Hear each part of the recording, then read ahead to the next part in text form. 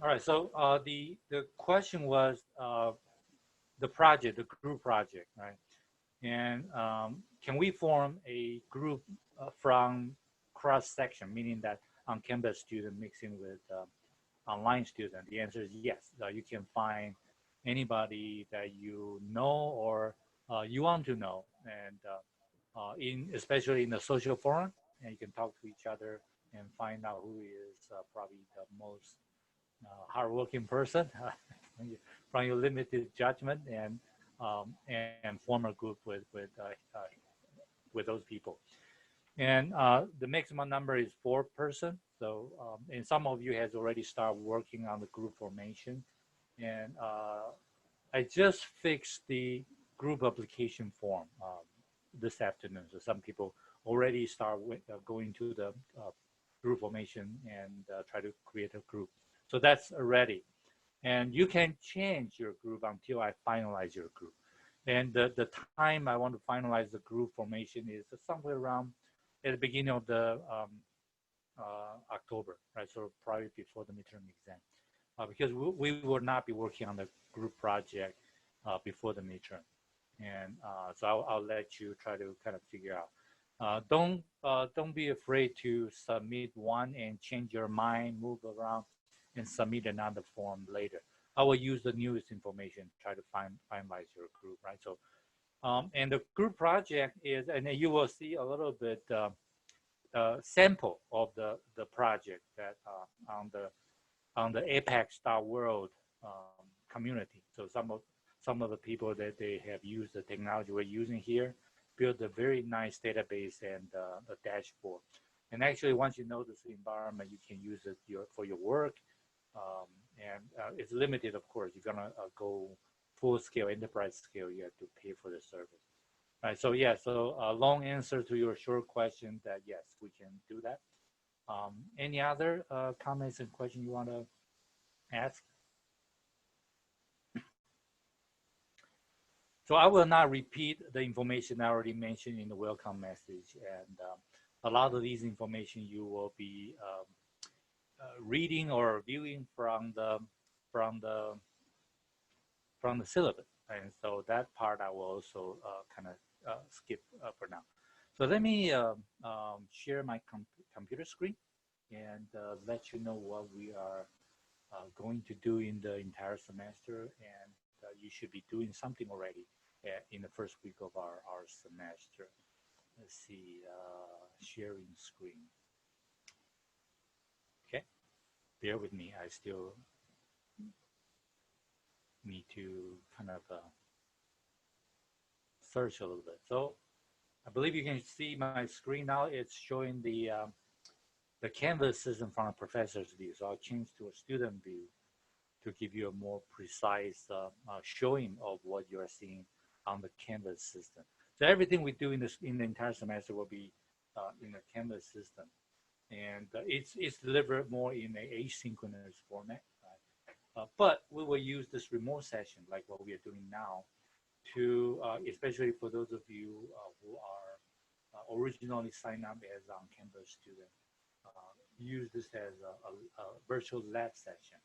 And I am actually going to campus, UIS campus every other week in the fall semester. And usually I'm there. I live in the greater Chicago area. I actually live in DeKalb, Illinois. So I go to Springfield every other week now in the fall semester. So I do have on-campus time. Now, even though I don't have my office key yet, we just switched to a new key. So I'll see what happened out there in next 2 weeks. So if you have the needs to meet me on campus, do let me know. Not within the Zoom, but yeah, on campus. Let me know. We can schedule time there and meet. That's not a problem at all. And but I would limit it to the number of person, probably one person at a time to meet in my office to keep the social distance at least until the vaccine is coming out. So let's see what happens before that. Right. So that's the how we're going to be using the session in the future.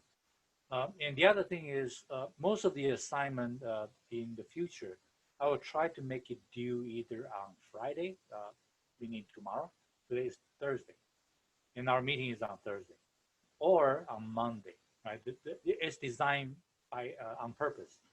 The reason that we have this assignment due day on Friday or on Monday is because I want to have an opportunity for you to kind of resolve some problem that you may not be able to solve, especially technical problem, through this session for both online and on-campus students. And usually in the regular semester when I deliver this class, I also deliver this in an asynchronous format. We meet on campus in the lab only to finish up your assignment, right? Make sure that you go to the technical part without any problem. So the only difference for this semester is we moved the technical solving part to this Thursday evening remote session. So that's the only difference for on-campus students this particular semester. And the technology, right? So this is a sort of like important thing. Technology we're going to be using. What you get yourself into in this class is my overall goal is, regardless of you have database background or not, I want you to see the database discipline or the so-called whole world of data from a different perspective, right? The perspective is that the reason I use the word perspective is because I feel like in the technology world, as both as a practitioner as well as a professor, we are more or less divided by the paradigms of large company, large group. Say for example, in the data management world, you're typically seeing 3, 4, or 5 different groups. You are seeing that traditionally Oracle is one group, Microsoft is another group, IBM is a traditional, very classic group. And you also have a company like Teradata and some of this other data warehouse company that, including SAP, create this different technology paradigm. So each one of them use different language and different technology, different software, try to accomplish the same thing. And because I've been doing this for a while, and I see that they should be sort of like at least from the learning perspective, in a academic unit, we should be looking this in a more objective format. So looking this in a more kind of holistic way. So what you will be seeing and be confused is because you will be exposed to multiple platforms. Right? And we're going to be using Oracle, and within all Oracle, we're going to be using at least three different servers. One is a developer server that we configure for the computer science and MI student at UIS. So that will be one learning, more like a sandbox server for us. We're going to be using that, try to figure out, using that as an example of you as a developer, how do you access a database you cannot see on a remote server. The second environment we're going to be using, and this is the environment we'll probably spend most of our learning in there, is this environment. It's called Oracle Apex environment. And I use the status of MIS department to join Oracle Academic Alliance already. So we are part of Oracle Academic Alliance. And with that particular, we don't need that particular status to use this environment. This Apex environment, the whole name for Apex environment is called the Application Express. Right? AP stands for application. EX stands for application. Application Express environment is the, you can say this is the Oracle's secret weapon in the cloud age. Right? So this is some of the things that over time I found that it's amazing. And we call this in this type of environment as low code. Low means that low is very low code environment, meaning that everybody can build or write a program in this environment without a very strong programming training, right? So you can use a visual tool to build application. In this particular case, you will be building a cloud application, web application that can be shared, including a nice report, database report in this environment. So we're going to be using this as our main learning tool to facilitate the idea that I just mentioned earlier about exposing you to a different environment. We're going to be using our partner universities resource, and we joined a SAP partner university, and we our college spend a lot of money, actually a lot of your tuition going to this alliance, and we have their resource, and the resource including some of the courses you'll be taking in both accounting and in process or enterprise type of system, and also in this particular class. And the resource we're going to be using is their enterprise system data set. And through the help of University of Arkansas, they have secured a lot of real world data set in large database format. These data set including, as you can see, dealer department store, right? One of the things that when the place that my wife liked to go to all the time in Missouri, when there's no place else to go. And there are also Sam's Club, and no surprise with the association of University of Arkansas with Sam Walton or the Walmart organization. They have a Sam's Club data set. We're going to be using the Sam's Club data set as a teaching tool. We are going to go in there and look at their data set and learn a little bit SQL language and take their data, download and move them back into our Oracle environment and do some data quality checking and build a report using that. So you go through the process of reading data from and this environment we're going to be using in University of Arkansas will be a SQL Server environment. So you're going to be going to a virtual desktop. By the way, University of Arkansas just changed their virtual desktop, and from the original, the Windows desktop system to a VMware system. So this semester I have to develop new tutorial. So you will be seeing a brand new tutorial using their VMware virtual desktop to access their SQL Server database and grab data from them. And then go into our Oracle environment and try to see the differences. There are always data quality problems. You move data from one place to another, you will lose some data. And how do we kind of deal with it? Using some simple SQL language, we can actually do something very easily in that process. So that will be the pretty much my intention to design this course. So in the entire process is go to one data source, moving data from one data source to the other, and within the your own data environment, you analyze the data, and once you finish up analyzing the data, you build report and a visual dashboard, charts and bar chart, pie chart, that sort of thing, and deliver to user. And to understand a little bit about user management and understand the complexity of user management in that particular process. So that cover both the database, what we call the database redesign, right? And I believe many of you have taken undergraduate database. The focus is usually in two. Undergraduate database focus on database design.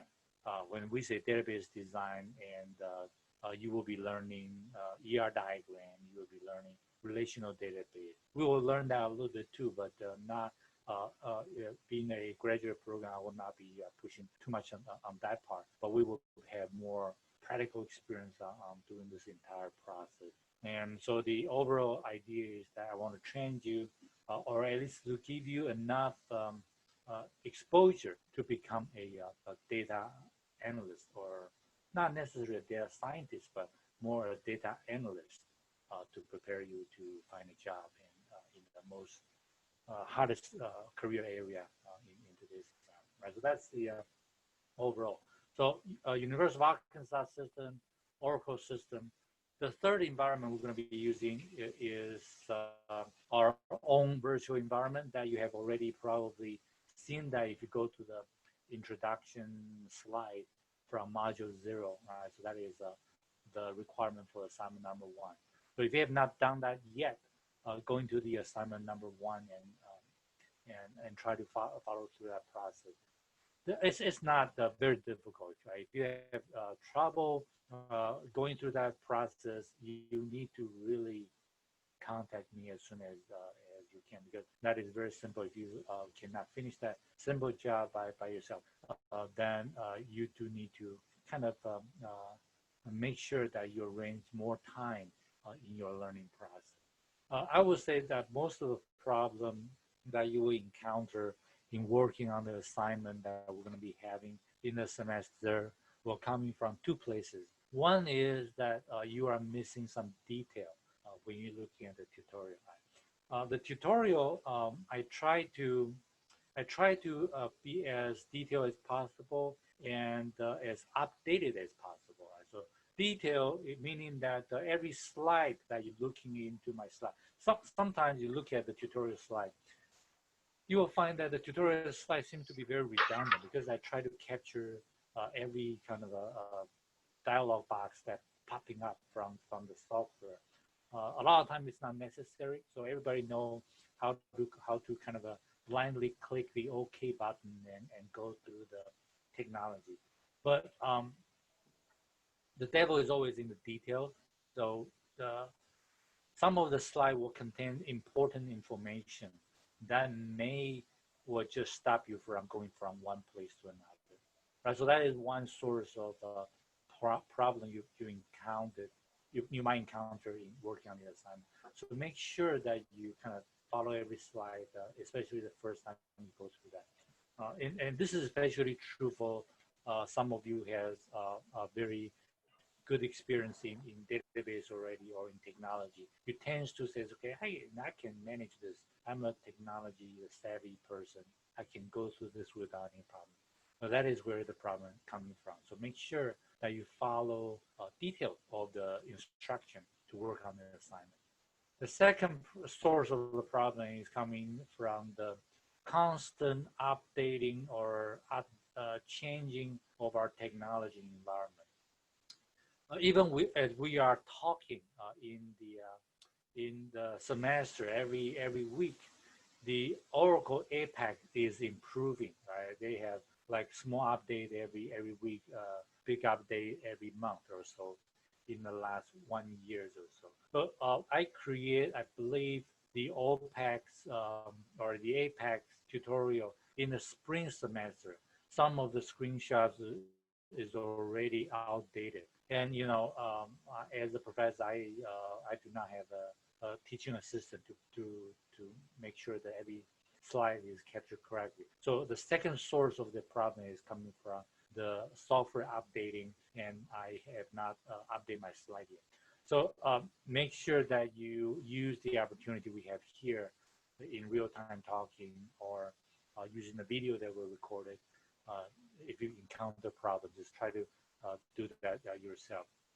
But of course, that as one of the expectations that as a professor toward you is that we always talk about in business school.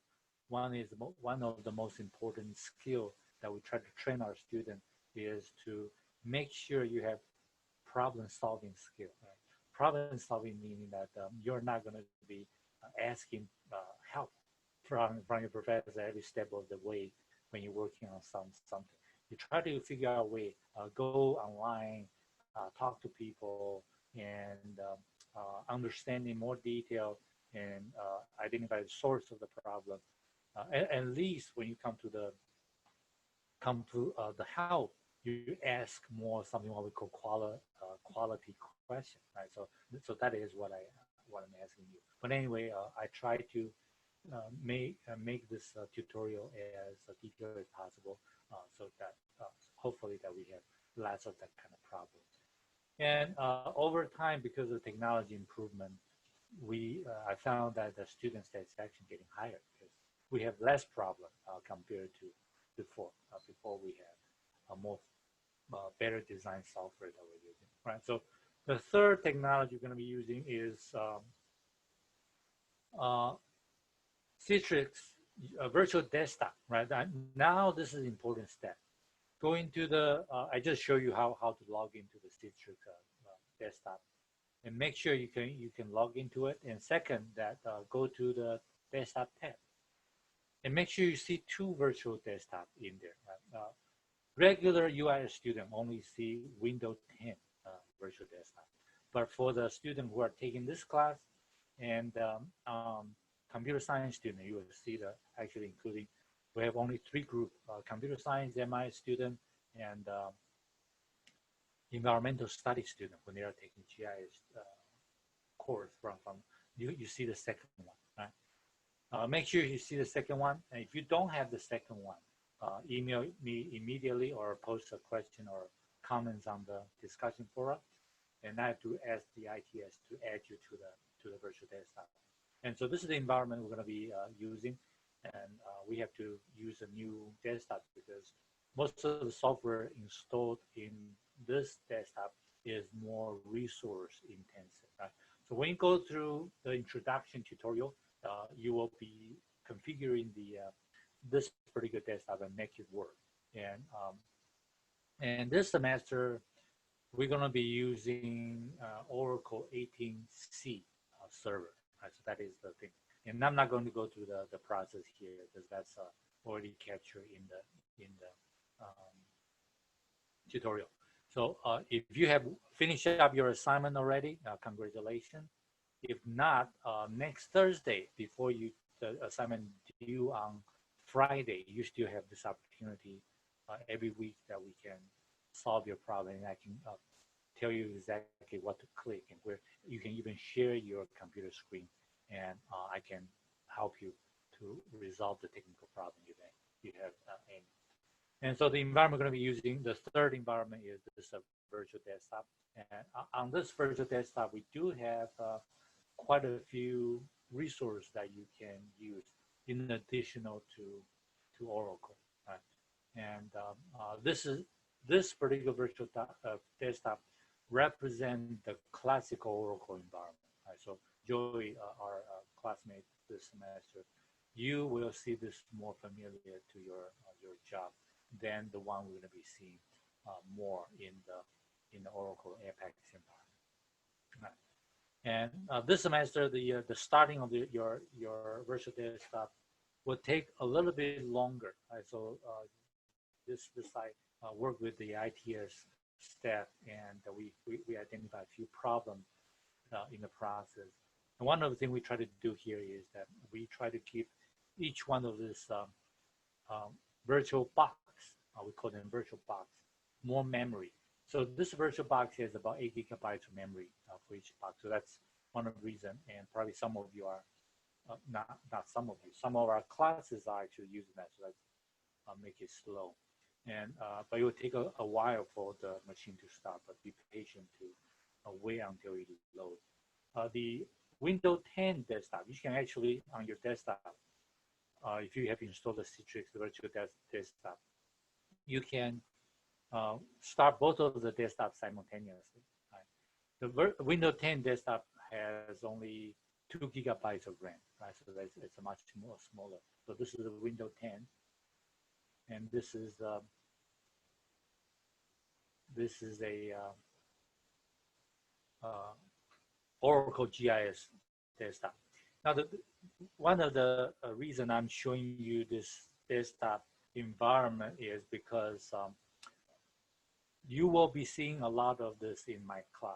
And one of the key, and I'll repeat this information several times in our classes, every time now you see this virtual desktop or system, now, and because every one of them look similar, the background is showing your name, the foreground showing your name as well. They all look similar. And one of the key as a good system administrator or data administrator is that you want to make sure that you know which system you are using now. Even though you might using the same username and password to log in, but you are using different system, right? So, for example, if you are looking at a desktop now, it shows a Windows 10 environment very similar to what you see on your computer lab. You go to your background, your own computer, it's also a window. So you see one window start menu, the other window start menu. They are all similar. You got you got to be mentally ready to know which one is which. Right? So it's not hard, but it's mentally challenged because a lot of times when I was in old days when I had multiple computer using, I sometimes use a keyboard, try to type a lot of things and see my screen is not moving and find out later I'm typing into another computer. Same thing here, because you're using different environment at the same time. Again, because this course is database management. As an administrator, sometimes you just get lost in the number of computers you are managing. So that is one of the things. And this is very simple, important thing, but it always happens because we are, especially when you are working on your assignment, this will always happen because uh, you're under pressure and you don't know what you're doing, and you end up with problem in that process. So it looks like I have some problem with the Windows 10 environment, but I'm not going to be showing you that anyway today. And a lot of time I have to restart my machine to make it work. This is good news for those of you who are using Macintosh computer. Right? So if you're using Macintosh computer, don't worry. So everything is configured there for you. So that's the environment and technology we're going to be using, and Oracle Express already. Any comments and questions at this particular point in time? I probably another 10, 15 minutes to talk, and we can wrap it up today as our first week, uh, unless we need to solve some of your problem. Any comments and questions? Open. You can unmute your microphone to talk or type into the message section.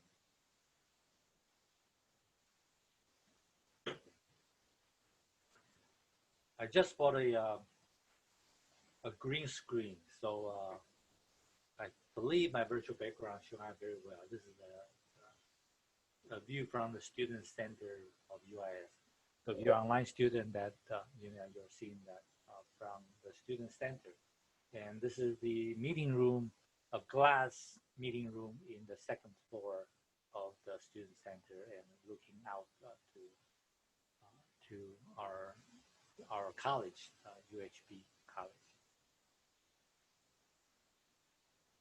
All right.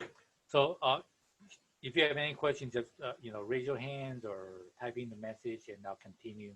And this is important now because we are going to be spend more time in this environment. And the environment we're going to be using is a free environment from APAC. So the URL is simply apex.oracle.com. It's not .edu, it's apex.oracle.com. And I believe it will remain free for a very long time, because the APEC was originally in Oracle developed as a toy, a training tool internally for Oracle internal community to play with. And we developed, and I was involved in some of the earlier lab they created in about 2011 or so. So those are more internal than external commercial software. But after 2018, they decided to move this to a cloud environment and make it commercial. But you can still download a copy of the software, install on your own your system. If you are running a small business, or if you want to run a small department like Joy, if you are want to use this internally, for our sort of like internal report, you know, report to your boss, to provost or anybody, that you can do that. You can install a copy, free copy, and this is a Oracle Express Edition, 20.1 edition, right? So you can actually go in there and download a copy.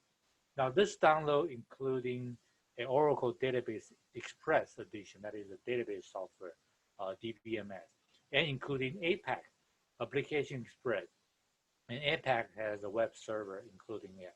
So once you install, your computer become a web server, and everything can be accessed to the web page, and you can actually, with knowing the knowledge of your URL, especially if you are running a company computer with a designated URL, then you can actually publish this web page to anybody in the world.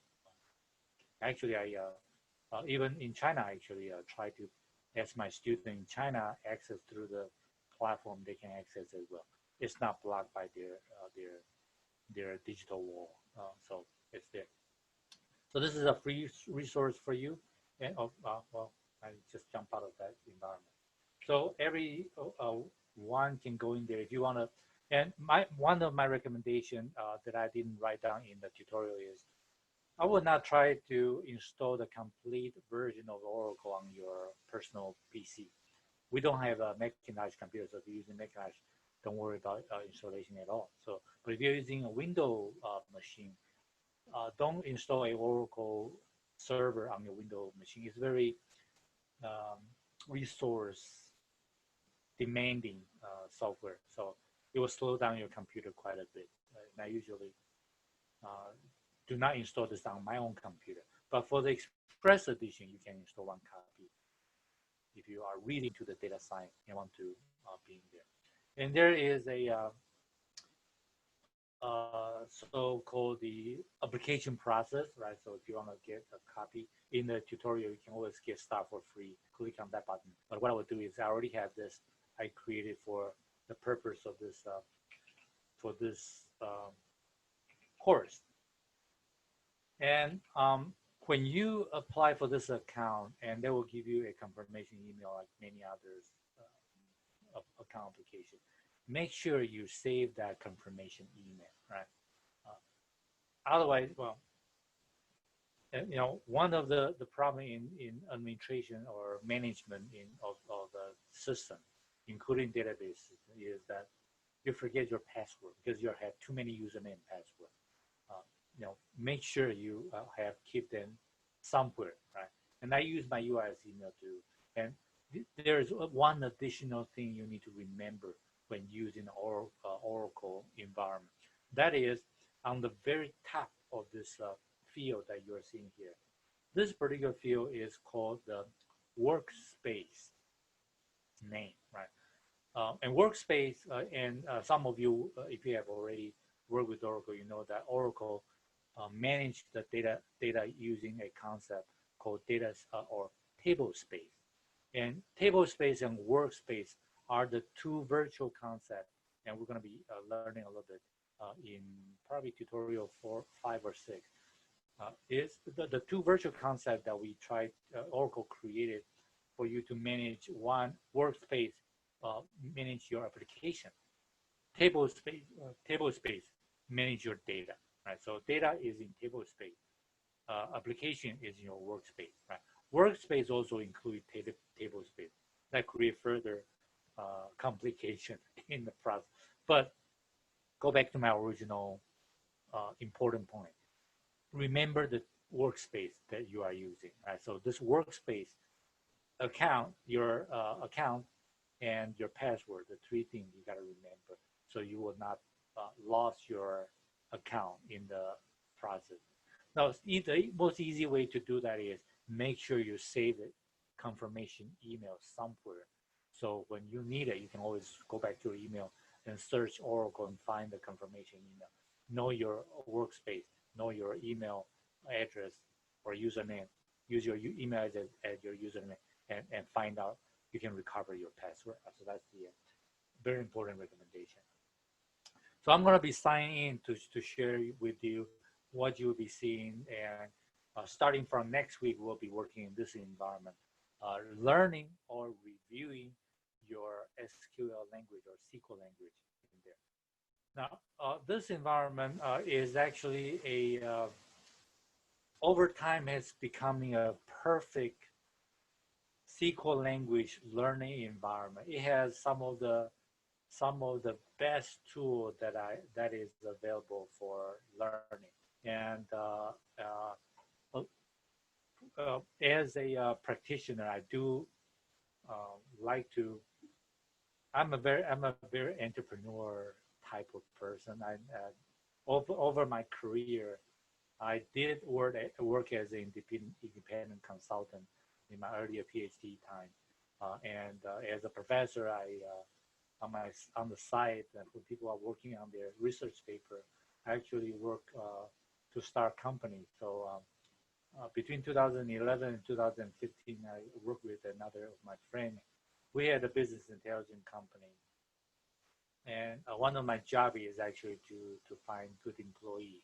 So and the exam I create for screening the employee is a SQL language, and I use some of the resources online, of course.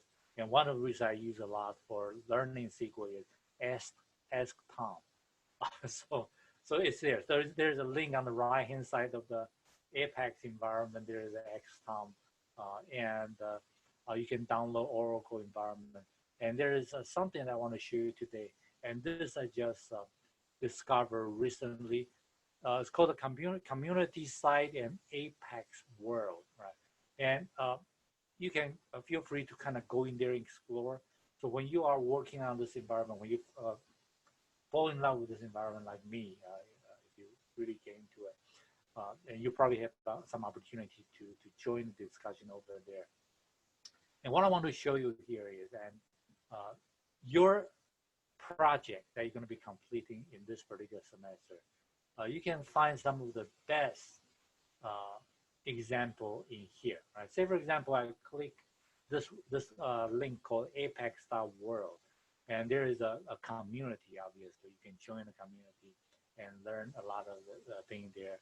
And for those of you who are looking for a job, especially after you learn Oracle, you can go in there to find job and post job if you're a company. There's a job forum there, specific job forum, and there is actually some community and meetup that you can look at. And the example I want to show you today is, as probably more than I expect you can do in a Apex environment. After you learn the Oracle database and the developing environment, you should be able to do the thing like what they are doing here. In the hottest topic in the data analytics nowadays is that we take the COVID-19 problem or data set that coming every day and people are looking at every day, and try to beating the dead horse to life. But there are some good examples, and so people have shared their nice example using the Oracle Apex environment. So that, and this is the one I like. The second one in the middle, and it has show you what you can do with this environment once you finish up the environment, and everything you see here is done within this cloud environment, so you don't need to pay for anything. And if you see the Johns Hopkins University environment, you see that there's some similarity there, and it's actually in a way that more concise. And so this will be, as more like a preview what you can see, that what you can do and what you expect to deliver. And of course, in this class, I do not go into this GIS of the map building exercise. We'll spend more time on the charting, the line chart, the bar chart. So this is an interactive line chart and bar chart. You can actually see animation and see the report. So this thing in business intelligence we call dashboard report. Right? So this is what we're going to be doing. Next week, I will deliver a short lecture, probably 30 minutes lecture on chapter 1. And I will tell you, this is actually my overall idea as training as a data analyst, what you need to do. Going from the back end, which is something we learned here, push your data to the front end. And once you be able to do that, you can tell story using your data and database and data analytic ability to influence decision making. Right, so that's the what we're doing here. Okay, so very nice example, and feel free to play around some of their thing here. This is the one that try to call for help. They need masks somewhere in the world. So if you are into this philanthropical business, feel free to look at where in the world they need help and ship some of those masks to them. That'll be interesting. So those are the things that you can accomplish. So again, how far you can go, it really depends on you, and that will give you the basics. So even though that I show you the fancy dashboard, but I guarantee you at the end of the semester you can do the lower part, the two chart that you see at the bottom that I will create tutorial, guide your hand through using some of the data set I prepared for you to do the job. Right? And once you know how to do that, you can always load your own data set, connect into a new data source, and try to deliver that visualization to anybody who are interested in there. Right?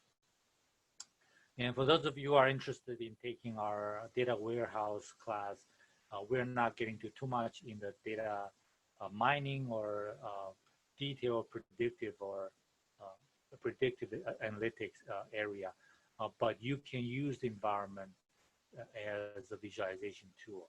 And some of you probably have experience of using Tableaus or Microsoft Power BI as a tool for visualization. This is an alternative, and the beauty of this is that it ties better to a Oracle environment. Right? So if you have Oracle environment, then this is probably a better choice. And just again, your professor like to talk. Every large paradigm has their own set of tools to deliver the process I mentioned at the beginning of our recording, all the way from data sourcing, downloading, transferring, moving, loading the data to a new environment. We call ETL process, and every step of the way they have a tool to facilitate the process.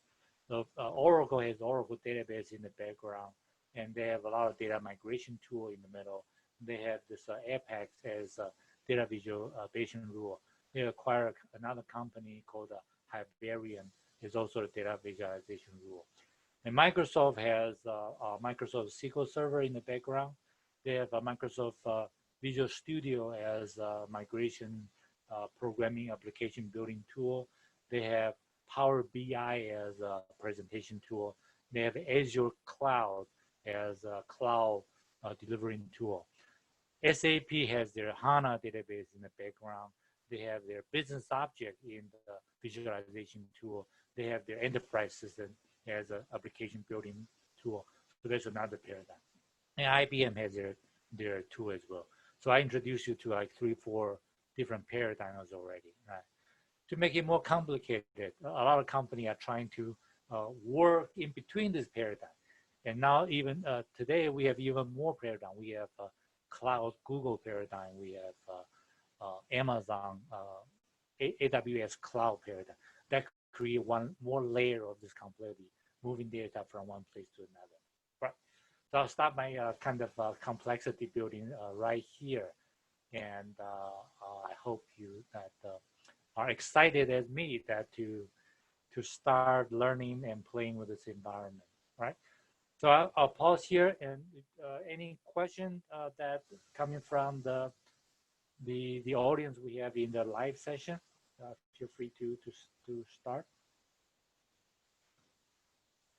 And I'll stop sharing the screen and stop the recording at this particular point in time. Well, maybe not, maybe a little bit more before I stop recording. Wait for like 10, 20 seconds. So we have a few of you, and I'll ask you after I stop recording. We do have one question here from the chatting room. I'll take a look. So Ash says, I previously had an Apex account with my UIS email. It depends. If you had been purged, usually you will receive an email that says, say your account be purged. If you ignore that email, that you are purged. If you are purged, you can use the same email to apply for a new account again. But if you has not been purged yet, you can search back your password right in the process. But yes, if you use, and they purge your account every 2 months. So very quickly, if you stop using that in 2 months, it's gone. So, but yes, to answer your question, you can still use your UIS email to apply for a new account.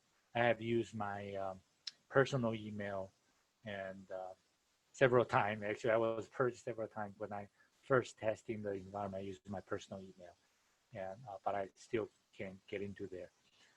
If you have trouble doing that, you can use your personal email. That's not a problem. To create any new email can apply for a new account. The only catch in the sub-3 environment is your quota, the data quota is limited. In last year was limited to 25 megabytes, a very small data set. I don't know if it increased the quota or not, but but 25 megabyte is good enough for our learning purpose. So I will not. It actually create a better environment for us to learn about the constraint of the data and moving to the big data era.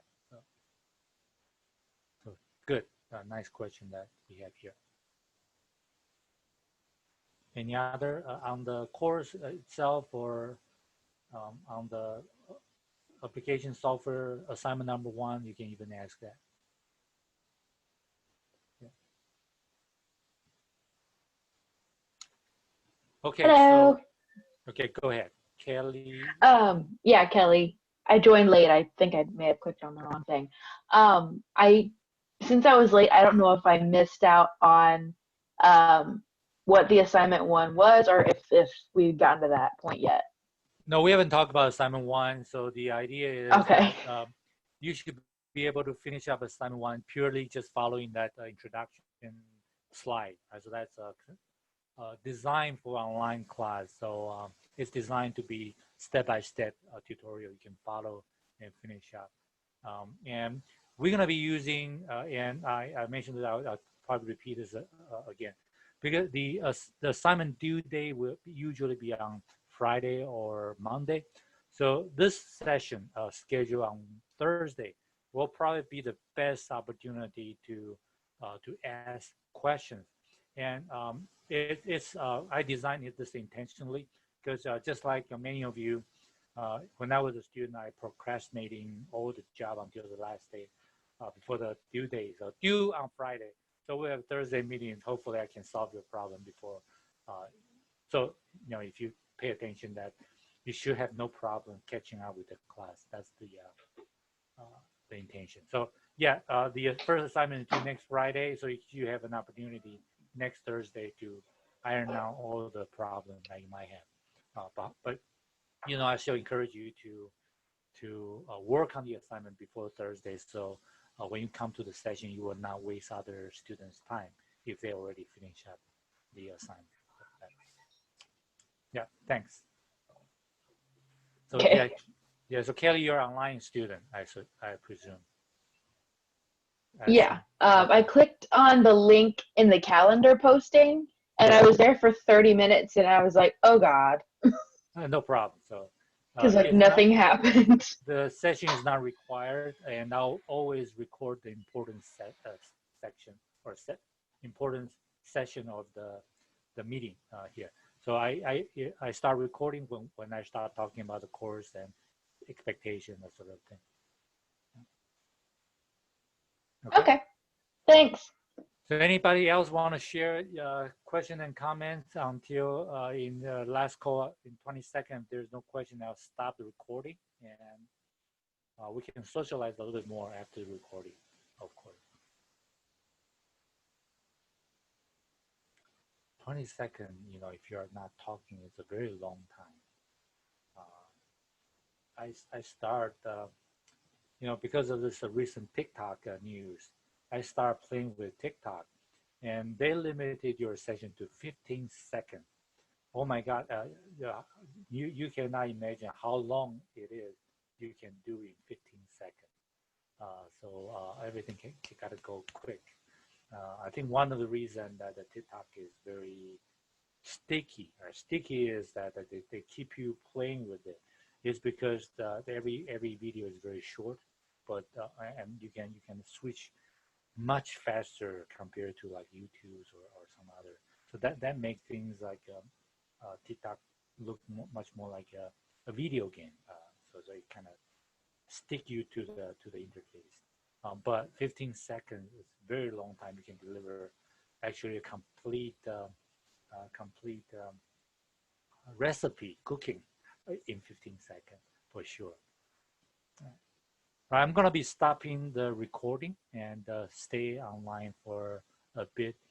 Now, in the future, the Thursday session usually we schedule for 2 hours, but depends on the needs of the class. We may stop at 1 hour or go 3 hours, and depending on how difficult that week's assignment is, or how much trouble we need to iron out. But just coming, and don't worry that if you come in late or you come early. And then usually I will stay in front of the computer at about 5:50 before I start the session. But I will see who is coming. So you can check with me about 10 minutes before, and stay after, and we can also talk. So I will stop the recording now.